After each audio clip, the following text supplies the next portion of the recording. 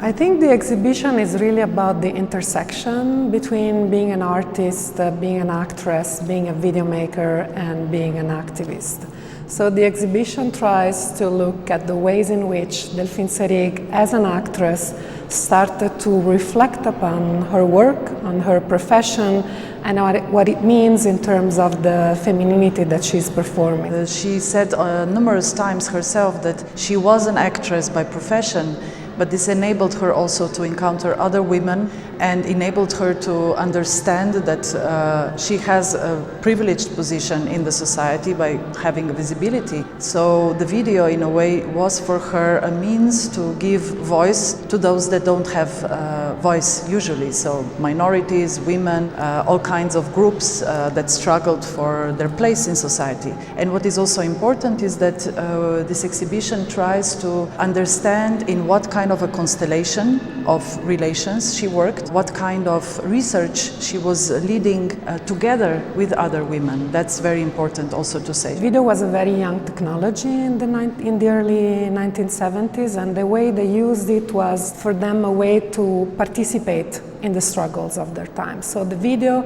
truly becomes an agent of their activism. So for example, in this room, we can see how they use the video camera to take to the street, to participate to the demonstrations, to have conversations with other women involved in the struggle. So video was conceived as a collective form of action and as something that enabled to listen to what other people, especially women, had to say about their condition, their repression, etc. This is of course crucial to feminist practices of the 1970s, which were very much based on the idea of sharing experiences, of listening to each other, and so to try to find a way that the image is not the place where the person, the woman, is objectified, as it happens in the cinema, but where video is a place of encounter and of listening to each other.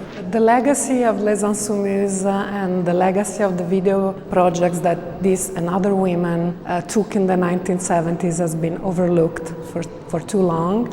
And I don't think it's not a coincidence that this exhibition is taking place in a moment where we felt like their productions have direct resonance in the present. The exhibition has an important pedagogical role because it's very important for younger generations to understand that certain struggles have been going on since decades and have not been resolved yet. So how much actually the women as subjects, not only the women obviously of color, but also women across different classes have actually been engaged with for very long.